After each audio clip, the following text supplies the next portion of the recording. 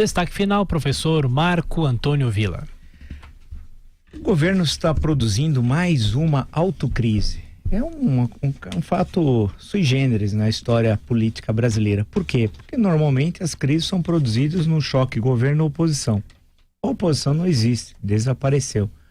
Tem como ideia fixa uma monomania religiosa, defender que o Lula saia da cadeia. Lembrando aqueles conceitos do final do século XIX, início do século XX, lembrando Nina Rodrigues, analisando Canudos, a gente pode aplicar ao PT.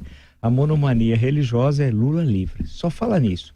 E esquece de todo o contexto político. Por outro lado, hoje a atual oposição está desmoralizada pelo trato da coisa pública, basta lembrar do Petrolão, não mobiliza mais ninguém e se preserva os cargos de assessoria para que todos aqueles que ficaram desempregados e não querem voltar a trabalhar, porque a alta direção petista nunca trabalhou, eles fogem da carteira profissional como o diabo da cruz. Então não há oposição organizada desse governo. Os movimentos sociais, oposição? É evidente que não. Não organizam ninguém, não existe. Eram movimentos sociais que só existiam atrelados à estrutura de Estado durante os 13 anos do PT. Sindicalismo e as centrais sindicais não conseguem hoje ter poder de organização e de mobilização nenhuma, portanto, não há nada efetivamente que se contrapõe ao governo. O que causa estranheza, profunda estranheza, é como nós estamos há 4 meses vivendo sucessivas crises criadas pelo próprio governo contra ele próprio. É a autocrise. É algo assim inacreditável. A última, na madrugada de hoje, e que deve ter consequências um pouco diferentes do que as anteriores, porque a questão que se coloca hoje ao presidente Jair Bolsonaro é de que lado efetivamente ele vai ficar. Não é possível, depois dos tweets atribuídos ao marginal da Virgínia, o Jim Jones, que atacou de forma mais baixa, eu não imaginava, sei que ele é uma pessoa baixa, um marginal, é uma pessoa que não tem valores morais, né? Mas eu não imaginei, sinceramente, que ele chegasse ao nível que ele chegou no ataque ao general Eduardo Vilas Boas. Sinceramente, eu achava que tinha um limite, até para marginal como ele. Mas não, ele não tem limites. Ele é um desequilibrado, teria de ser internado, se possível à força, né? Porque ele coloca em risco, inclusive, creio, sua própria família lá nos Estados Unidos. Bem, esse cidadão fez um ataque violento ao general Vilas Boas, como já tinha feito ao general Santos Cruz, e foi agora elogiado logo pela manhã, num tweet atribuído ao presidente da República. Eu digo atribuído porque não foi escrito pelo presidente da República, foi escrito pelo filho, Carlos Bolsonaro, que tem sérios problemas com a língua portuguesa.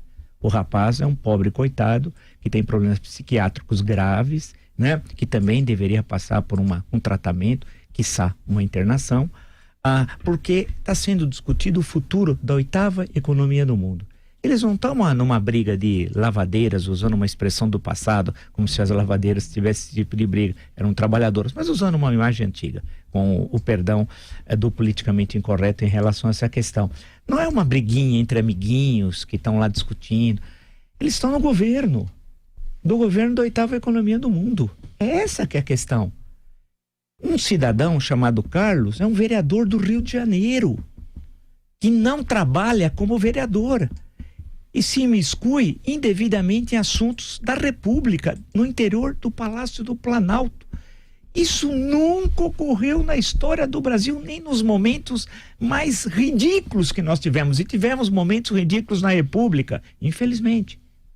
É um negócio inacreditável. Então esse rapaz é que escreveu o tweet em nome do presidente. É crime, inclusive, isso tem nome no nosso código. Falsidade ideológica. Ele está escrevendo em nome de terceiros a sua própria opinião. Isso não pode. Em nome de um terceiro, que é o seu pai.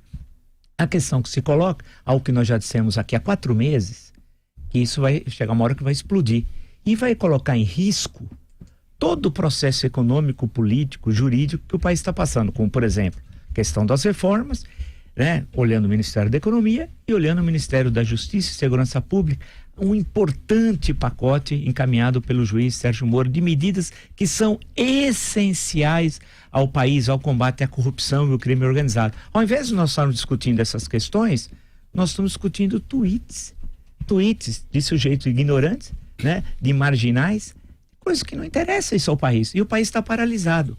A questão é que isso vai ter reflexo na economia, na bolsa, no dólar, registro.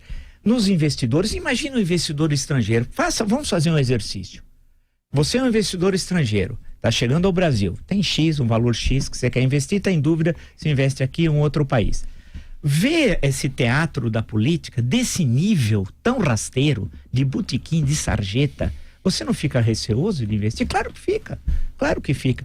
Isso é um exemplo pavoroso, né? Ou seja, isso tem de acabar. Essa autocrise vai chegar um momento que vai explodir o governo. É isso, com 4 meses. Um governo que tem 48 meses de gestão, 48 meses. No 4, ou seja, menos que 10% da sua extensão, pode terminar desse jeito. Terminar significa, não é que vai ter um impeachment, nada disso, mas ele termina em termos de ação política. Eu fico imaginando o que pensa disso tudo o ministro Paulo Guedes. Fico imaginando. O que pensa disso tudo o ministro Sérgio Moro. O que pensa disso tudo os ministros militares que ocupam pastas importantes, como, por exemplo, da infraestrutura, entre outros. Eles pensam disso tudo. Realmente nós vivemos num momento sombrio em que a autocrise virou conceito.